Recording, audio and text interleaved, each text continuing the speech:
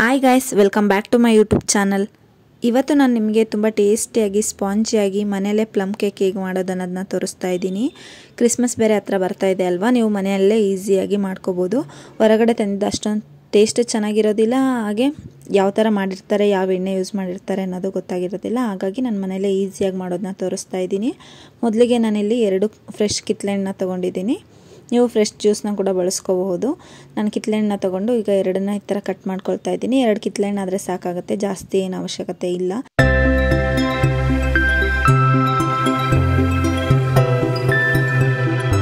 ಈ ಥರ ಮಧ್ಯದಲ್ಲೇ 2ನ್ನ ಕಟ್ ಮಾಡಿಕೊಂಡು ನಾನು ಅದರಲ್ಲಿರುವಂತಹ ಬೀಜಗಳನ್ನ ತಗೊಳ್ತಾ ಇದ್ದೀನಿ.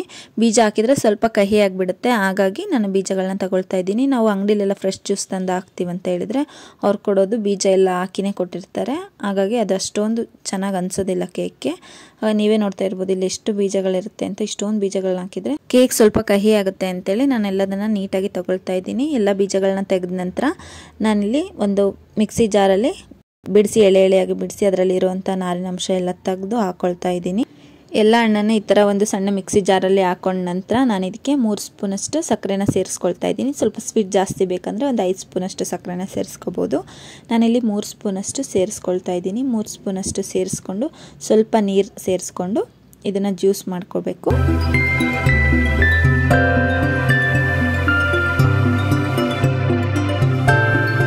ಜ್ಯೂಸ್ ರೆಡಿಯಾಗಿದೆ. ಇಲ್ಲಿ ನಾವು ಇದನ್ನ ಡೈರೆಕ್ಟಾಗಿ ಯೂಸ್ ಮಾಡ್ಕೋಬಾರ್ದು. ನಾನಿಲ್ಲಿ ತೋರಿಸ್ತಾ ಇದ್ದೀನಲ್ಲ, ಈ ಥರ ಒಂದು ಇದರಲ್ಲಿ ಇದನ್ನು ಶೋಧಿಸ್ಕೋಬೇಕು. ಆರೆಂಜ್ ಹಾಕುವಾಗ ಸ್ವಲ್ಪ ನೋಡಿ ಹಾಕೋಬೇಕಾಗುತ್ತೆ. ಕೆಲವೊಂದು ಹಣ್ಣು ಹುಳಿ ಇರುತ್ತೆ, ಹುಳಿ ಇರೋದನ್ನ ಹಾಕಿದರೆ ಟೇಸ್ಟ್ ಅಷ್ಟೊಂದು ಚೆನ್ನಾಗಿರೋದಿಲ್ಲ. ಹಾಗಾಗಿ ನೀವು ಒಂದು ಪೀಸ್ ತಿಂದು ಕೂಡ ಯೂಸ್ ಮಾಡ್ಕೋಬೋದು. ಯಾಕಂದರೆ ಹುಳಿ ಇದ್ದರೆ ಕೇಕ್ ಬೇಗ ಹುಳಿ ಆಗಿಬಿಡುತ್ತೆ. ಹಾಗೆ ತಿನ್ನುವಾಗ ಕೂಡ ನಮಗೆ ಅದು ಫುಲ್ ಹುಳಿ ಅನ್ನಿಸ್ತಾ ಇರುತ್ತೆ, ಇಲ್ಲ ಮಾಡಿ ತುಂಬ ದಿನ ಆಗಿದೆಯೇನೋ ಅನ್ನೋ ಫೀಲ್ ಬಂದುಬಿಡುತ್ತೆ. ಹಾಗಾಗಿ ಸ್ವಲ್ಪ ಸ್ವೀಟ್ ಇರೋವಂಥದ್ದನ್ನ ಬಳಸ್ಕೋಬೇಕಾಗತ್ತೆ. ನಾನಿಲ್ಲಿ ಇವಾಗ ಅಳತೆ ಮಾಡಿ ಜ್ಯೂಸ್ನ ತೊಗೊಳ್ತಾ ಇದ್ದೀನಿ. ನಾನಿಲ್ಲಿ ತೋರಿಸ್ತಾ ಇದ್ದೀನಲ್ಲ, ಈ ಥರ ಒಂದು ಕಪ್ಪಲ್ಲಿ ಅಳತೆ ಮಾಡಿ ತೊಗೊಳ್ತಾ ಇದ್ದೀನಿ. ನಾನು 1 ಕಪ್ಪಷ್ಟು ಜ್ಯೂಸನ್ನ ಮಾತ್ರ ಹಾಕ್ಕೊಳ್ತಾ ಇದ್ದೀನಿ. 1 ಕಪ್ಪಷ್ಟು ಜ್ಯೂಸ್ ಹಾಕಿದ ನಂತರ ನಾನಿಲ್ಲಿ ಚಿಕ್ಕದಾಗಿ ಕಟ್ ಮಾಡಿ ಇಟ್ಕೊಂಡಿರುವಂಥ ಡ್ರೈ ಫ್ರೂಟ್ಸ್ ಇದೆ. ನೀವು ಇದೇ ಡ್ರೈ ಫ್ರೂಟ್ಸ್ನ ಹಾಕಬೇಕಂತ ಏನಿಲ್ಲ, ಯಾವ ಡ್ರೈ ಫ್ರೂಟ್ಸ್ ಬೇಕಾದರೂ ಹಾಕ್ಕೋಬೋದು. ನಾನಿಲ್ಲಿ ಬಾದಾಮಿ, ಪಿಸ್ತಾ, ಖರ್ಜೂರ, ಟೂಟಿ ಫ್ರೂಟಿ, ಬ್ಲ್ಯಾಕ್ ಗ್ರೇಪ್ಸ್, ಹಾಗೆ ನಾರ್ಮಲ್ ಗ್ರೇಪ್ಸ್, ಗೋಡಂಬಿ, ಹಾಗೆ ಚೆರಿ ಕೂಡ ಕಟ್ ಮಾಡಿ ತೊಗೊಂಡಿದ್ದೀನಿ. ಇದರಲ್ಲಿ ಒಂದು 2-3 ಐಟಮ್ಸ್ ಇದ್ದರೂ ಕೂಡ ನೀವು ಆರಾಮಾಗಿ ಪ್ಲಮ್ ಕೇಕ್ನ ಮಾಡ್ಕೋಬೋದು. ನಾನಿಲ್ಲಿ ಒಂದೊಂದನ್ನೇ ಈ ಥರ ಹಾಕ್ಕೊಳ್ತಾ ಇದ್ದೀನಿ. ಈಗ ಮೊದಲಿಗೆ ಬಾದಾಮಿ ಹಾಕ್ಕೊಳ್ತಾ ಇದ್ದೀನಿ. ಸ್ವಲ್ಪ ಚಿಕ್ಕದಾಗಿ ಕಟ್ ಮಾಡಿದರೆ ತಿನ್ನುವಾಗ ಟೇಸ್ಟ್ ಚೆನ್ನಾಗಿರುತ್ತೆ, ಹಾಗಾಗಿ ಚಿಕ್ಕದಾಗಿ ಕಟ್ ಮಾಡಿ ಹಾಕ್ಕೊಳ್ಳಿ. ಈಗ ಗೋಡಂಬಿ, ಪಿಸ್ತಾ, ದ್ರಾಕ್ಷಿ, ಬ್ಲ್ಯಾಕ್ ಗ್ರೇಪ್ಸ್, ನೀವು ಇದ್ರ ಜೊತೆ ಬ್ಲೂಬೆರಿ ಬರುತ್ತಲ್ಲ ಅದನ್ನು ಕೂಡ ಹಾಕ್ಕೋಬೋದು, ಟೇಸ್ಟ್ ತುಂಬ ಚೆನ್ನಾಗಿರುತ್ತೆ. ಇಲ್ಲಿ ನಾನು ಬ್ಲ್ಯಾಕ್ ಗ್ರೇಪ್ಸ್ನ ಹಾಕ್ಕೊಳ್ತಾ ಇದ್ದೀನಿ. ಹಾಗೆ ಉತ್ತತ್ತೆ ಬರುತ್ತಲ್ಲ, ಒಣ ಉತ್ತತ್ತಿ, ಅದನ್ನು ಕೂಡ ಆ್ಯಡ್ ಮಾಡ್ಕೋಬೋದು, ಟೇಸ್ಟ್ ಚೆನ್ನಾಗಿರುತ್ತೆ. ಹಾಗೆ ಇದಕ್ಕೆ ಪರ್ಟಿಕ್ಯುಲರ್ ಇಷ್ಟೇ ಐಟಮ್ಸ್ ಬೇಕು, ಇಷ್ಟೇ ಕ್ವಾಂಟಿಟಿ ಬೇಕು ಅಂತ ಏನಿಲ್ಲ. ನಿಮಗೆ ಎಷ್ಟು ಕ್ವಾಂಟಿಟಿ ಬೇಕೋ ಅಷ್ಟು ಕ್ವಾಂಟಿಟಿಲಿ ಮಾಡ್ಕೋಬೋದು, ಟೇಸ್ಟ್ ತುಂಬ ಚೆನ್ನಾಗಿರುತ್ತೆ. ನಾನು ಟೂಟಿ ಫ್ರೂಟಿ ಸ್ವಲ್ಪ ಕಡಿಮೆ ಇರೋದ್ರಿಂದ ಕಡಿಮೆನೇ ಹಾಕ್ಕೊಂಡಿದ್ದೀನಿ. ಇದೆಲ್ಲ ಹಾಕ್ಕೊಂಡು ಒಂದ್ಸಲ ನೀಟಾಗಿ ಮಿಕ್ಸ್ ಮಾಡಬೇಕು. ನಿಮಗೆ ಟೈಮ್ ಇಲ್ಲ ಅಂತ ಹೇಳಿದರೆ 1 ಅವರ್ ನೆನೆಸಿದರೆ ಸಾಕಾಗುತ್ತೆ. ಟೈಮ್ ಇದೆ ಅಂತ ಹೇಳಿದರೆ ಓವರ್ ನೈಟ್ ಸೋಕ್ ಮಾಡಿ ಇಡಬೇಕಾಗುತ್ತೆ ಫ್ರಿಜ್ಜಲ್ಲಿ. ನಾನು ಓವರ್ ನೈಟ್ ಫ್ರಿಜ್ಜಲ್ಲಿ ಸೋಕ್ ಮಾಡಿ ಇಟ್ಟಿದ್ದೀನಿ. ನೀವು ನೋಡ್ತಾ ಇದ್ದೀರಾ ಇಲ್ಲಿ ಎಲ್ಲ ಚೆನ್ನಾಗಿ ನೆನ್ಕೊಂಡಿದೆ, ಎಲ್ಲ ಡ್ರೈ ಫ್ರೂಟ್ಸ್ ಜ್ಯೂಸಲ್ಲಿ. ಇದನ್ನು ಹಾಗೆ ಎತ್ತಿಟ್ಟು ಈಗ ಒಂದು ಪ್ಯಾನ್ಗೆ ಮತ್ತೆ ಒಂದು 3 ಸ್ಪೂನಷ್ಟು ಸಕ್ಕರೆನ ಸೇರಿಸ್ಕೊಳ್ತಾ ಇದ್ದೀನಿ. ಇದರಿಂದ ನಾನು ಕ್ಯಾರಮೆಲ್ ಸಿರಪ್ನ ಮಾಡ್ಕೊಳ್ತಾ ಇದ್ದೀನಿ. ಕೇಕಿಗೆಲ್ಲ ಯೂಸ್ ಮಾಡ್ತಾರಲ್ಲ ಬೇಕ್ರಿಲೆಲ್ಲ, ಆ ಥರ ಈ ಥರ ಲೋ ಫ್ಲೇಮಲ್ಲೇ ಹಿಂಗೆ ಮಾಡ್ತಾ ಇರಬೇಕು. ಈಗ ಸಕ್ಕರೆ ಕೂಡ ನೀರು ಬಿಟ್ಕೊಳ್ಳಿಕ್ಕೆ ಸ್ಟಾರ್ಟ್ ಆಗಿ ಈ ಥರ ಮೆಲ್ಟ್ ಆಗ್ತಾ ಹೋಗುತ್ತೆ. ಇದು ಕಲರ್ ಚೇಂಜ್ ಆಗೋವರೆಗೂ ಮೀಡಿಯಮ್ ಫ್ಲೇಮಲ್ಲಿ ಈ ಥರ ಮಿಕ್ಸ್ ಮಾಡ್ತಾ ಇರಬೇಕು. ಈ ಟೈಮಲ್ಲಿ ಇದಕ್ಕೆ 1 ಸ್ಪೂನಷ್ಟು ನೀರನ್ನ ಸೇರಿಸಿ ಈ ಥರ ಮಿಕ್ಸ್ ಮಾಡ್ತಾ ಇರಬೇಕು. ಒಂದೇ ಸಲ ಜಾಸ್ತಿ ನೀರು ಸೇರಿಸ್ಬಾರ್ದು. 1 ಸ್ಪೂನಷ್ಟು 4 ಸಲ 4 ಸ್ಪೂನಷ್ಟು ನೀರನ್ನ ಸೇರಿಸ್ಕೋಬೇಕಾಗುತ್ತೆ. ನಾನಿಲ್ಲಿ 4 ಸ್ಪೂನಷ್ಟು ನೀರನ್ನ ಸೇರಿಸಿ ಈ ಥರ ಮಾಡ್ಕೊಳ್ತಾ ಇದ್ದೀನಿ. ನಿಧಾನಕ್ಕೆ ಮಾಡ್ಕೋಬೇಕು.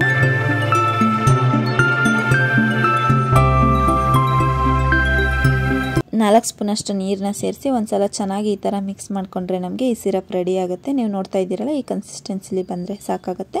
ಈಗ ಒಂದು ಚಿಕ್ಕ ಮಿಕ್ಸಿ ಜಾರ್ಗೆ 1 ಕಪ್ಪಷ್ಟು ಸಕ್ಕರೆನ ಹಾಕ್ಕೊಳ್ತಾ ಇದ್ದೀನಿ. ನೀವು ಯಾವ ಅಳತೆಯಲ್ಲಿ ಬೇಕಾದರೂ ಯೂಸ್ ಮಾಡ್ಕೋಬೋದು. ಈಗ ಇದೇ ಅಳತೆಯಲ್ಲಿ 1 ಕಪ್ಪಷ್ಟು ಮೊಸರನ್ನ ಯೂಸ್ ಮಾಡ್ಕೊಳ್ತಾ ಇದ್ದೀನಿ. ಹಾಗೆ ಸ್ವಲ್ಪ ಚಕ್ಕೆ ಯೂಸ್ ಮಾಡ್ತಾ ಇದ್ದೀನಿ. ನೀವು ಇದು ಯಾವುದೂ ಇಷ್ಟ ಆಗಲ್ಲ ಅಂದರೆ ಸ್ಕಿಪ್ ಮಾಡ್ಬೋದು, ಬಟ್ ಹಾಕಿದರೆ ಚೆನ್ನಾಗಿರುತ್ತೆ. ಚಕ್ಕೆ ಹಾಗೆ 1 ಏಲಕ್ಕಿನ ಹಾಕ್ಕೊಳ್ತಾ ಇದ್ದೀನಿ. ಹಾಗೆ 2 ಸ್ಪೂನಷ್ಟು ಎಣ್ಣೆನ ಸೇರಿಸಿದ್ದೀನಿ. ಯಾವ ಎಣ್ಣೆ ಬೇಕಾದರೂ ಯೂಸ್ ಮಾಡ್ಕೋಬೋದು. ನೀವು ಫ್ಲೇವರ್ ಇರಲ್ಲ, ಅದು ಯಾವುದೇ ಥರ ಎಣ್ಣೆ ಆದರೂ ಅಡುಗೆ ಎಣ್ಣೆನ ಯೂಸ್ ಮಾಡ್ಕೋಬೋದು. ಮಾಡಿಕೊಂಡು ಈ ಥರ ಜ್ಯೂಸ್ ಮಾಡಿ ಇಟ್ಕೊಳ್ತಾ ಇದ್ದೀನಿ. ನೀವು ವಿಸ್ಕಲ್ಲಿ ಕೂಡ ವಿಸ್ಕ್ ಮಾಡ್ಕೋಬೋದು ಇದ್ದರೆ, ಇಲ್ಲಾಂದರೆ ಮಿಕ್ಸಿಲಿ ಮಾಡೋದು ಬೆಟರ್. ನಾನೀಗ ಡ್ರೈ ಫ್ರೂಟ್ಸ್ನ ಸೋಕ್ ಮಾಡಿರುವಂಥದ್ದು ಇತ್ತಲ್ಲ ಅದ್ರ ಜೊತೆ ಇದನ್ನು ಸೇರಿಸ್ಕೊಳ್ತಾ ಇದ್ದೀನಿ. ಇದನ್ನು ಸೇರಿಸಿ ಹಾಗೆ ನಾವು ಆಗಲೇ ಮಾಡಿಟ್ಕೊಂಡಿರುವಂಥ ಸಿರಪ್ ಇದೆಯಲ್ಲ, ಸಿರಪ್ನ ಕೂಡ ಸೇರಿಸ್ಕೊಳ್ತಾ ಇದ್ದೀನಿ.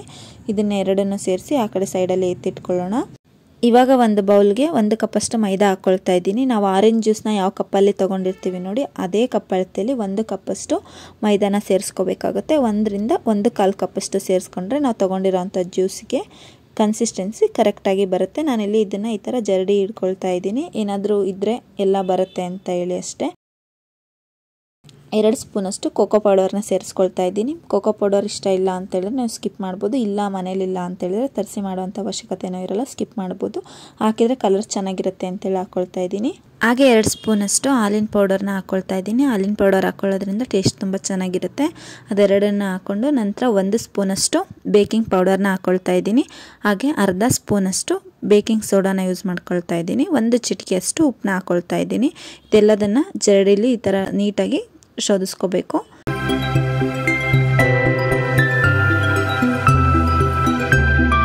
ಇದೆಲ್ಲದನ್ನ ಈ ಥರ ನೀಟಾಗಿ ರೆಡಿ ಮಾಡಿಕೊಂಡು ಸೈಡಲ್ಲೇ ಎತ್ತಿಟ್ಕೋಬೇಕು. ನಾನಿಲ್ಲಿ ಮನೇಲೇ ಬಟರ್ ಪೇಪರ್ನ ತೋರಿಸ್ತಾ ಇದ್ದೀನಿ.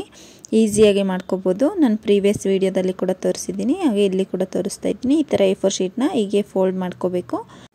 A4 ಶೀಟ್ ಇಲ್ಲ ಅಂತ ಹೇಳಿದರೆ ಒಂದು ತಿಕ್ಕು ವೈಟ್ ಪೇಪರ್ ತೊಗೊಂಡ್ರೆ ಕೂಡ ಆಗುತ್ತೆ. ಈ ಥರ ನೀಟಾಗಿ ಫೋಲ್ಡ್ ಮಾಡಿಕೊಂಡು ನಿಮಗೆ ಯಾವ ಸೈಜಲ್ಲಿ ಬೇಕೋ ಆ ಸೈಜಲ್ಲಿ ಈ ಥರ ರೌಂಡ್ ಶೇಪಲ್ಲಿ ಕಟ್ ಮಾಡ್ಕೋಬೇಕು. ನೀವು ಕೇಕ್ ಮಾಡ್ತಾ ಇರುವಂಥ ಪಾತ್ರೆ ಅಥವಾ ಕುಕ್ಕರ್ ಯಾವ ಸೈಜ್ ಇರುತ್ತೆ ಆ ಸೈಜಲ್ಲಿ ಕಟ್ ಮಾಡಿಕೊಂಡ್ರೆ ಸಾಕಾಗುತ್ತೆ. ವೈಟ್ ಶೀಟ್ ಇಲ್ಲ, ಹಾಗೆ A4 ಶೀಟ್ ಇಲ್ಲ ಅಂತ ಹೇಳಿದರೆ ಒಂದು ದಪ್ಪ ತಳದ ಪಾತ್ರೆ ಇರುತ್ತಲ್ಲ, ಆ ಪಾತ್ರೆಗೆ ಮೊದಲಿಗೆ ಎಣ್ಣೆ ಹಚ್ಚಿಬಿಟ್ಟು ನಂತರ ಮೈದಾದಿಂದ ನೀಟ್ ಡಸ್ಟಿಂಗ್ ಮಾಡಿಕೊಂಡ್ರು ಕೂಡ ಸಾಕಾಗುತ್ತೆ. ನಾನಿಲ್ಲಿ ಕುಕ್ಕರಲ್ಲಿ ಮಾಡ್ಕೊಳ್ಳೋದ್ರಿಂದ ಈ ಅಳತೆಗೆ ಸರಿಯಾಗಿ ನಾನು ಇದನ್ನ ಕಟ್ ಮಾಡ್ಕೊಂಡಿದ್ದೀನಿ. ಈಗ ಅದಕ್ಕೆ 2 ಸೈಡಲ್ಲೂ ನೀಟಾಗಿ ಎಣ್ಣೆನ ಸ್ಪ್ರೆಡ್ ಮಾಡಬೇಕು. ಎಲ್ಲೂ ಗ್ಯಾಪ್ ಇರಬಾರ್ದು, ಪೇಪರ್ ಆಗೇ ಇರಬಾರ್ದು. 2 ಸೈಡಲ್ಲಿ ಈ ಥರ ನೀಟಾಗಿ ಸ್ಪ್ರೆಡ್ ಮಾಡಿ, ಹಾಗೆ ಕುಕ್ಕರಿನ ತಳಭಾಗಕ್ಕೂ ಕೂಡ 1 ಸ್ಪೂನಷ್ಟು ಎಣ್ಣೆ ಹಾಕಿ ಸುತ್ತ ನೀಟಾಗಿ ಸ್ಪ್ರೆಡ್ ಮಾಡಿ ನಂತರ ಈ ಪೇಪರ್ನ ಪ್ಲೇಸ್ ಮಾಡಿ ಇಟ್ಕೊಳ್ತಾ ಇದ್ದೀನಿ. ಇದನ್ನು ಮಾಡಿದ ನಂತರ ನಾನಿಲ್ಲಿ ಒಂದು ದಪ್ಪ ತಳದ ಹಂಚನ್ನ ಪ್ರೀ ಹೀಟ್ ಮಾಡೋಕ್ಕೆ ಇಟ್ಕೊಳ್ತಿದ್ದೀನಿ. ಒಂದು 15 ಮಿನಿಟ್ಸ್ ಪ್ರೀ ಹೀಟ್ ಮಾಡ್ಕೋಬೇಕಾಗತ್ತೆ. ಹಾಗೆ ಆವಾಗಲೇ ನಾನು ನೆನೆಸಿಟ್ಕೊಂಡಿರುವಂತಹ ಡ್ರೈ ಫ್ರೂಟ್ಸ್ ಬೌಲ್ಗೆ ನಾವು ತೊಗೊಂಡಿರುವಂತಹ ಹಿಟ್ಟನ್ನು ಸೇರಿಸ್ಕೊಳ್ತಾ ಇದ್ದೀನಿ. ಇದನ್ನು ಹಾಕಿದ ನಂತರ ಜಾಸ್ತಿ ಹೊತ್ತು ಬಿಡಬಾರ್ದು. ಈ ಥರ ಎಲ್ಲ ಮಿಕ್ಸ್ ಮಾಡಿದ್ಮೇಲೆ ಬೇಗ ಮಾಡ್ಕೊಂಡ್ಬಿಡ್ಬೇಕು. ಈ ಥರ ನೀಟಾಗಿ ಒಂದು ಕಡೆಯಿಂದ ಮಿಕ್ಸ್ ಮಾಡ್ತಾ ಹೋಗಬೇಕು.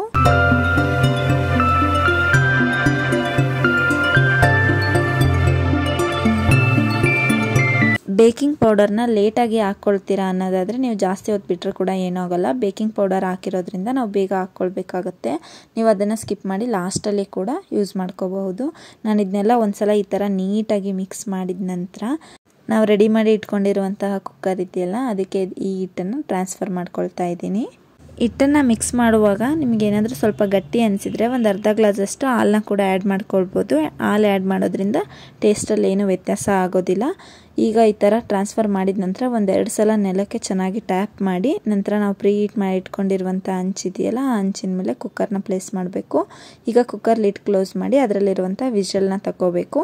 ವಿಷಲ್ ತಗೊಂಡು ಮೀಡಿಯಮ್ ಫ್ಲೇಮಲ್ಲೇ ಒಂದು 15 ಮಿನಿಟ್ಸು ಇದನ್ನ ಬೇಕ್ ಮಾಡ್ಕೋಬೇಕಾಗುತ್ತೆ. ಒಂದು 15 ಮಿನಿಟ್ಸ್ ಆಗಿದೆ. ನಾನಿಲ್ಲಿ ತೆಗೆದು ನೋಡ್ತಾ ಇದ್ದೀನಿ. ಈ ಥರ ಒಂದು ಟೂತ್ ಪಿಕ್ ಬರುತ್ತಲ್ಲ, ಅದರಿಂದ ಹಿಂಗೆ ಸೆಂಟ್ರಲ್ಲಿ ಚೆಕ್ ಮಾಡಿ ನೋಡ್ಕೋಬೇಕು. ಆ ಟೂತ್ ಪಿಕ್ಗೆ ಏನಾದರೂ ಅಂಟಿದ್ರೆ ಅದು ಇನ್ನೂ ಬೇಯಬೇಕು ಅಂಥೇಳಿ. ನೀವು ನೋಡ್ತಾ ಇದ್ದೀರಾ ಇಲ್ಲಿ ಇನ್ನೂ ಸ್ವಲ್ಪ ಬೇಯಬೇಕು. ಇನ್ನೊಂದು 5 ಮಿನಿಟ್ಸ್ ನಾನು ಇದನ್ನು ಬೇಕ್ ಮಾಡ್ಕೊಳ್ತಾ ಇದ್ದೀನಿ. ಮತ್ತೆ ಲಿಡ್ ಕ್ಲೋಸ್ ಮಾಡಿ ಆವಾಗಲೇ ಮಾಡ್ಕೊಳ್ತಾರೇ ಒಂದು 5 ಮಿನಿಟ್ಸ್ ಹಾಗೆ ಬಿಡ್ತಾ ಇದ್ದೀನಿ.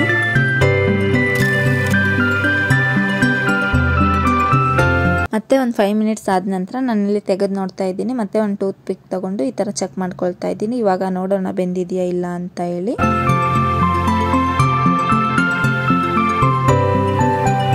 ನೀವೇ ನೋಡ್ತಾ ಇದ್ದೀರಾ ಇಲ್ಲಿ ಟೂತ್ ಪಿಕ್ಗೆ ಇಟ್ಟು ಅಂಟಿಲ್ಲ.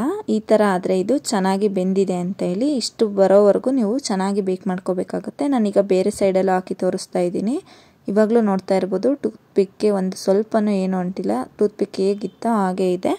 ಇಷ್ಟ ಆದರೆ ಸಾಕಾಗುತ್ತೆ. ನಾನಿಲ್ಲಿ ಗ್ಯಾಸ್ನ ಆಫ್ ಮಾಡ್ಕೊಳ್ತಾ ಇದ್ದೀನಿ.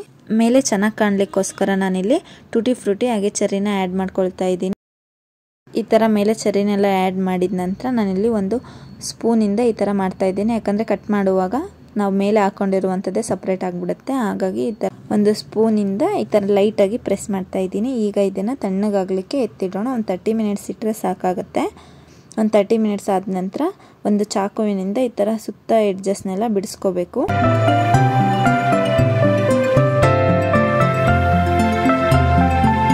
ಎಡ್ಜಸ್ ಎಲ್ಲ ನೀಟಾಗಿ ಬಿಡಿಸ್ಕೊಂಡ ನಂತರ ನಾನಿಲ್ಲಿ ಒಂದು ಪ್ಲೇಟ್ಗೆ ಕುಕ್ಕರ್ನ ಈ ಥರ ಉಲ್ಟಾ ಹಾಕಿ ಒಂದೆರಡು ಸಲ ಟ್ಯಾಪ್ ಮಾಡಿದರೆ ಕೇಕ್ ಕೆಳಗೆ ಬಂದುಬಿಡತ್ತೆ.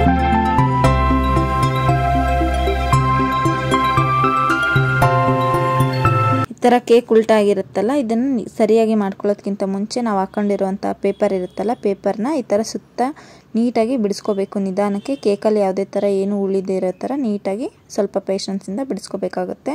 ನೀವಿಲ್ಲಿ ನೋಡ್ತಾ ಇರ್ಬೋದು, ಸ್ವಲ್ಪನೂ ಸೀದೋಗಿಲ್ಲ, ಅಷ್ಟು ಚೆನ್ನಾಗಿ ಬಂದಿದೆ. ಈಗ ಕೇಕ್ನ ಉಲ್ಟಾ ಮಾಡಿಟ್ಕೊಂಡು ನಾವು ಕಟ್ ಮಾಡ್ಕೊಳ್ಳೋಣ. ಇಷ್ಟು ಸ್ಮೂತಾಗಿ ಬಂದಿದೆ, ನೀವೇ ನೋಡ್ತಾ ಇದ್ದೀರಲ್ಲ ಇಲ್ಲಿ.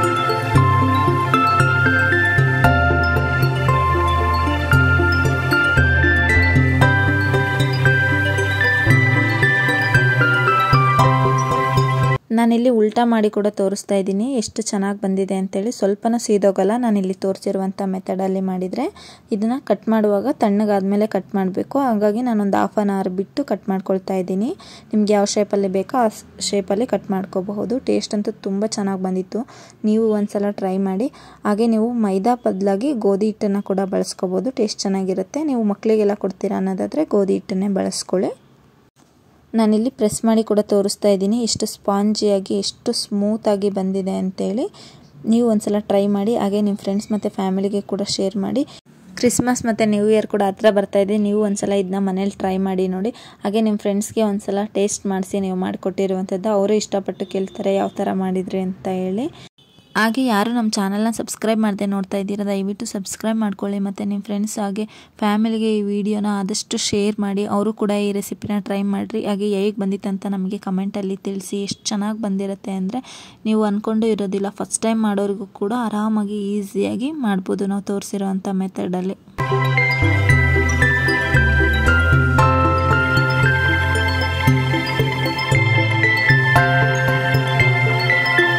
ಸೂಪರ್ ಟೇಸ್ಟಿಯಾದಂಥ ಪ್ಲಮ್ ಕೇಕ್ ರೆಸಿಪಿ ನಿಮಗೆ ಇಷ್ಟ ಆಗಿದ್ದರೆ ಮರಿದೇ ಲೈಕ್ ಮಾಡಿ, ಕಮೆಂಟ್ ಮಾಡಿ, ಶೇರ್ ಮಾಡಿ. ಹಾಗೆ ಸಬ್ಸ್ಕ್ರೈಬ್ ಮಾಡೋದನ್ನ ಮರಿಬೇಡಿ.